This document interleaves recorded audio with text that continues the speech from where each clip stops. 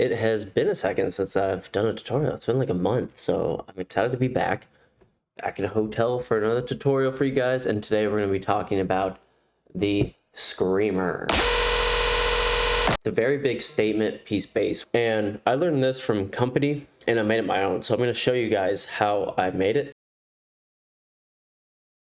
Now, in context of what can you use it in, B section. So we'll start normal bro step, and then it'll be like the call.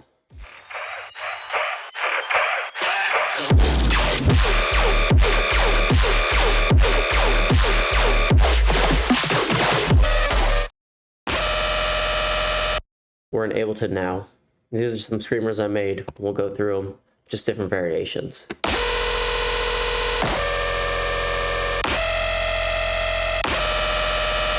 Those all came from my one patch right here. So honestly, it's a pretty simple patch. And like I said, all those came from this patch itself. We don't need this. This is just sound design I'm doing for a collab. That's what it sounds like with all the processing. Let's turn off all the processing real quick. This is what it sounds like, which is gonna be very different. So we're using one of Kompany's old sound design techniques. That's going to be using a resonance. This is really what creates the patch. So right now it's at 92. If I turn it all the way down, turn our post-processing back up, if I put it back up to 92, right, that resonance is gonna get blown out. It's kind of a sweet spot. So I'm using a spectral table. I don't know what this is. Doesn't really matter as far as your tables. You just want it to have some harmonics, but not like a growl table. It's like super noisy. We want fundamental harmonics. And Kompany likes to use harmonic series a lot for his FM in this instance. We're using just one level for this. It's going to be the without it.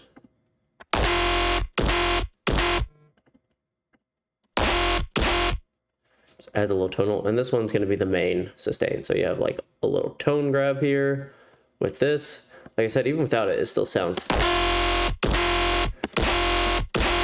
Just adds a little more high end. It's going to be your typical sustain ramp, using on the harmonic, the cutoff, and probably something else, and combs, which is doing a lot as well. Really gets that nice distorted sound. The last one is going to be your LFO3 master tune. So we have it going just a little bit. 14. It's kind of just creating that kind of vibrato in it.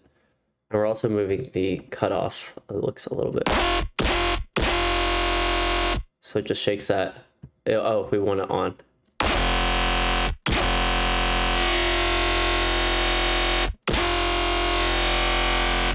So the cool thing about this is a very big sweet spot. If we take it from 37 and move it up 39 or 40, it's going to be missing where the resonant needs to go.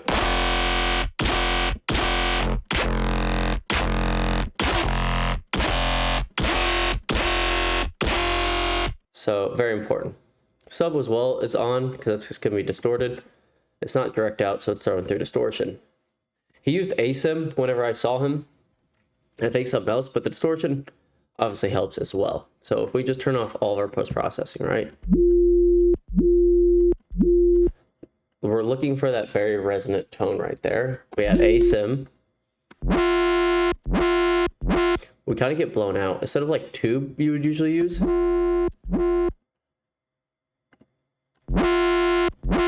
It's really making that harmonic stick out even more. And then combs, obviously. So from there, what I'm doing is there's going to be a process of pretty much EQing, compressing, distorting. And that's going to happen over and over again. So we're going to start with just cutting out some of the highs. Because I want to tame those because I know that's going to come back later. Next, full OTT stock, just time turned up.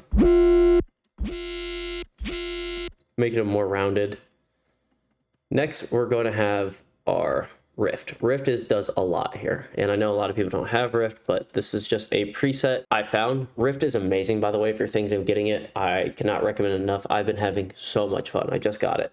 So I was like, let me try a different distortion than I would usually use. Pretty basic, but it adds a lot.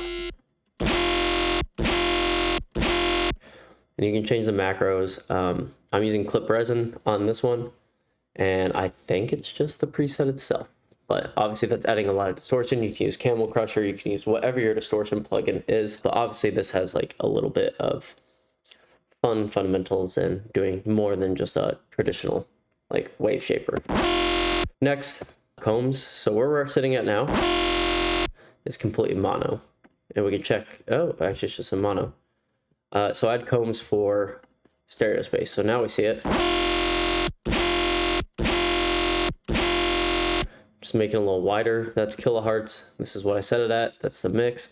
Just sounded good. There wasn't any reason why. I just did it until it sounded right. Next, once again, EQing out. I noticed the mud and the like harshness, which made it dive down a little bit, but don't worry. It gets fed into a VR fat rack, just a standard one. Kind of blowing it out again.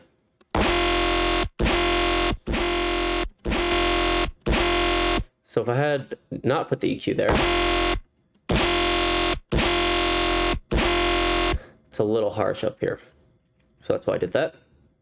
Next, once again, EQ, getting rid of the low mids. This part right here was a little too sharp, so that's why I brought it down. Remember, even if you have a sound that's resonant, if you want to fill spectrum, you still need it to be kind of like rounded. You don't want the resonant and then everything else to be below it. So this is what we're shaping with here. I had a fat rack. I don't know where I got this. Kompany somewhere at some point. I never use it. It's the first time I used it, but it's cool. And I just played with it a little bit. You could probably get it in his Discord. That's what I'm assuming where I got it. I don't know anywhere else where we got it. And then final EQ, just boosting this a little bit for the brightness, which is totally optional. And that's how you create the sound itself. So, how do I get the variations? Well, you just play with stuff, honestly.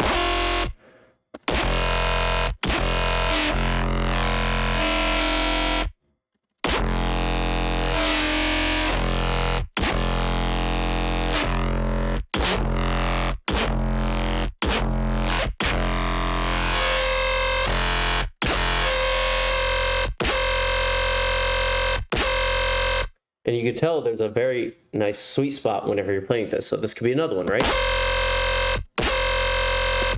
You can even do like chorus pitch if you want to. Probably not a good idea, but we're gonna do it anyways.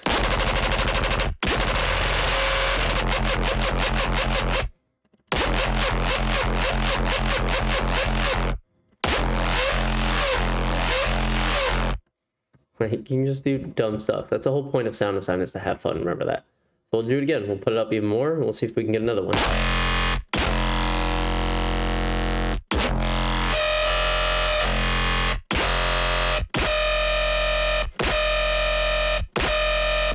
And this is just super simple, just overall filtering. So there's a lot of places you can use this, but it's a really big statement bass, and I haven't seen that many good tutorials on YouTube for it. So I hope this explains. I hope you have a good day, and I'll see you in the next one.